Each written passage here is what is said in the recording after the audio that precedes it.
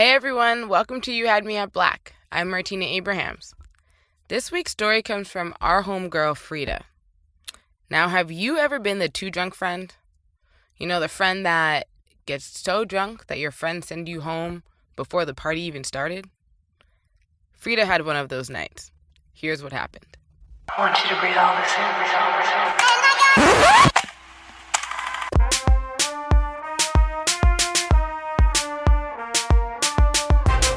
This is You Had Me at Black, the podcast where black millennials tell true life stories.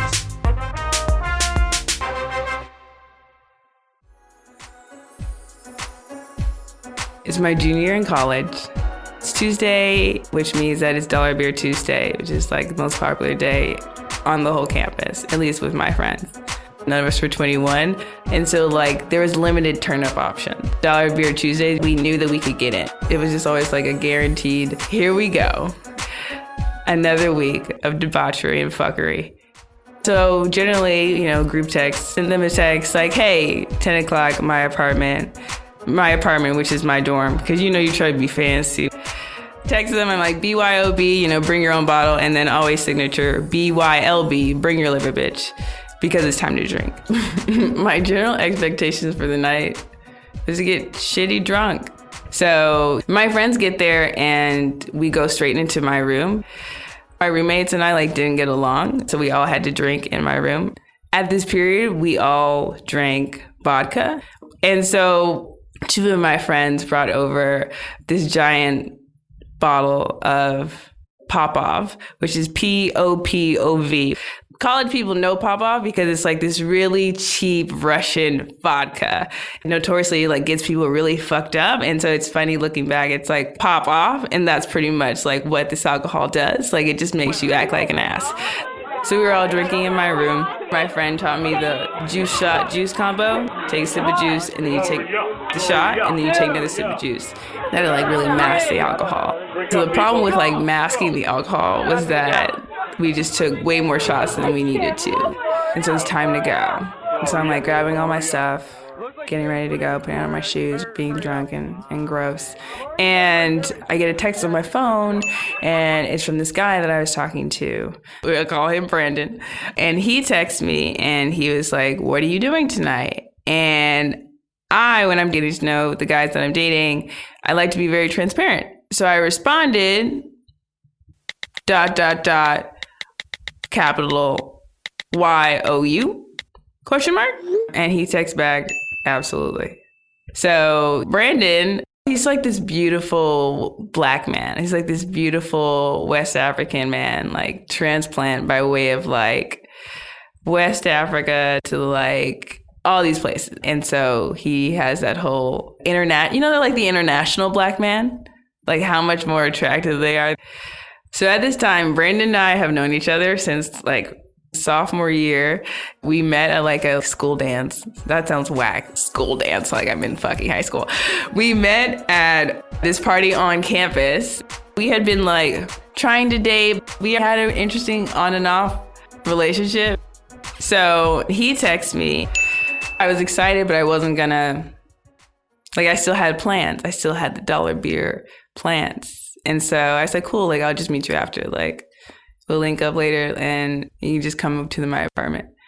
So me and the girls are out and about, are headed to Dollar Beers, because Dollar Beers was right around the corner from where I lived. So we're walking, but suddenly I feel super sick, because at this point I had taken all the shots. And so when I get sick, I start to feel super dizzy, and then I start to spit. And they're always little small,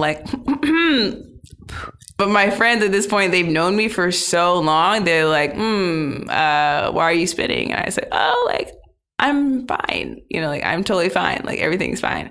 And out of nowhere, I just run to the side of the street and throw up, just chunks everywhere.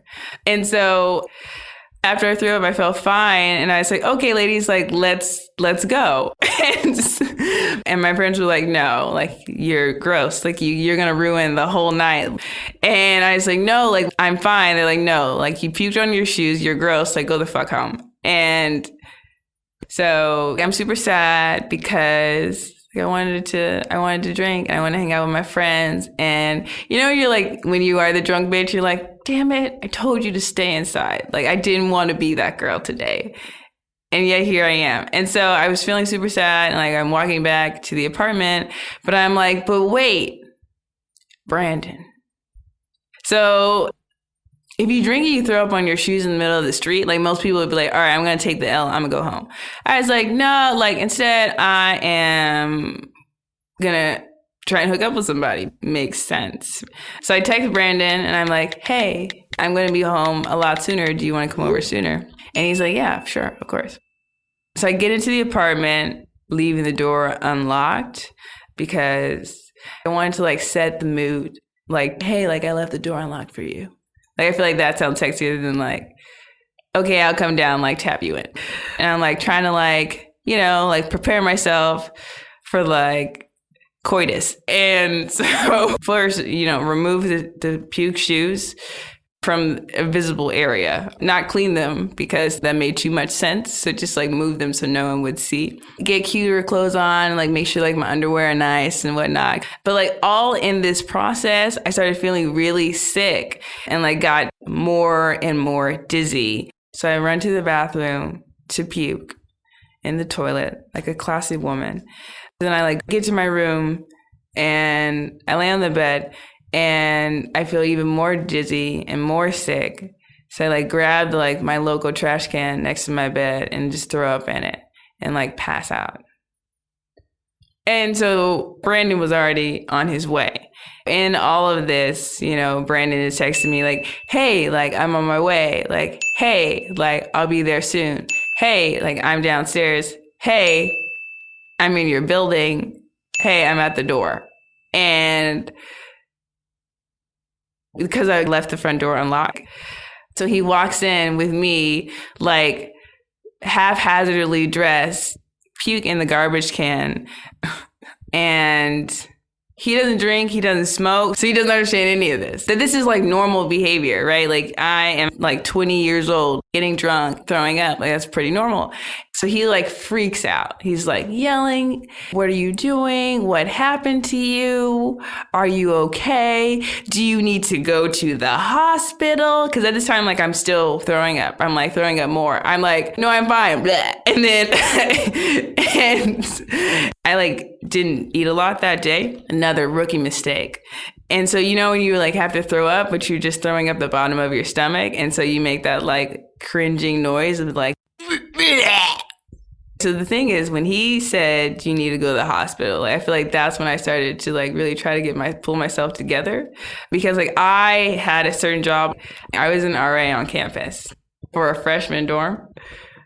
So res life, like your bosses live in the same building as you. Like my bosses, they lived there. So like, if someone has to call someone to go to the hospital, they have to call an RA.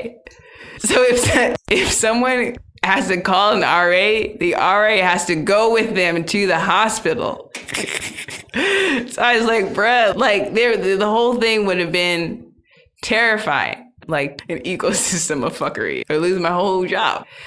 So I was like, no, please, like begging for my life, like, please don't call the ambulance. Please let me just stay here. You know, when like, you know that drunk baby who's on the beach and she's like, I'm just gonna sleep here. Like that was me. I was like, I just need to sleep.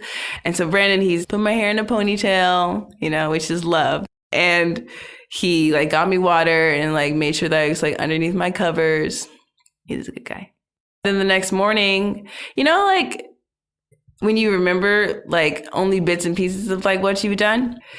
And so you like don't really want to open your eyes. Like I knew I was in my bed, but I was like I remember Brandon was here. And so I wonder if he would still be here. And so I opened my eyes, and like the way my bed was set up was that my bed was right next to the couch. And so I always slept towards the couch. And Brandon was sitting on the corner of the couch at the part that directly faced my bed. Just staring at me, like eyes wide open, just disappointed, in disbelief, and in total anger. The first thing I thought when I saw him is like, I wonder if we're going to be able to just go to breakfast and like not have to talk about this. I honestly really tried to play it off for a long time. I felt fine. And so I was like, hey, good morning. How are you? How was your night? And because like that's something that I always try to do, like try to avoid the difficult conversations. And he does not avoid difficult conversations. He insists upon them. And so he's like, yeah, I really want to talk to you. And I was like, do we need to talk? Like, is there anything to talk about? Like, I got drunk and you were here. And so I really appreciate you. And he was like, no, like, we should really talk. Like, we should really, like, get yourself together and put your pants on and, like, and let's talk about this. And so we had this long conversation about not only that he was disappointed in my behavior, but he was generally worried about my health and safety, which is like hard to hear from someone that like you have a crush on, because then you have to be like, wow, like maybe I should start reevaluating my life choices. And so that's not something that like I wanted to do, even though I needed to reevaluate them. Like I was like, maybe quarter two we will reevaluate, but like not right now. It was like a big pill to swallow, because it's like now your choices are like impacting other people. You're like, oh, okay, maybe you have something here. So it's really hard for me to say sorry. So I was just trying to be as apologetic as I could be. Brandon and I like continue to like try and see each other, but it's just like, it's just like not a match. It's just like we were just better off as friends. So after that night, I kept going to dollar beers. I just didn't have vodka. Now I don't fuck with vodka in general because vodka clearly ruins lives. So I recently saw a bottle of Popov in my process of purchasing another bottle of alcohol. And it was like seeing an ex who ruined your life. I want to tell a story because I think we all do really embarrassing things. So if anyone has recently gotten drunk or embarrassed themselves in front of a crush, know that it could have been a lot worse. Thanks for listening to You Had Me at Black. Be sure to check out this episode's description for musical credits. And if you like what you just heard, head to youhadmeatblack.com/B-side to subscribe to our newsletter and unlock access to exclusive videos, behind-the-scenes interviews, and specially curated music. That's youhadmeatblack.com/B-side. Peace.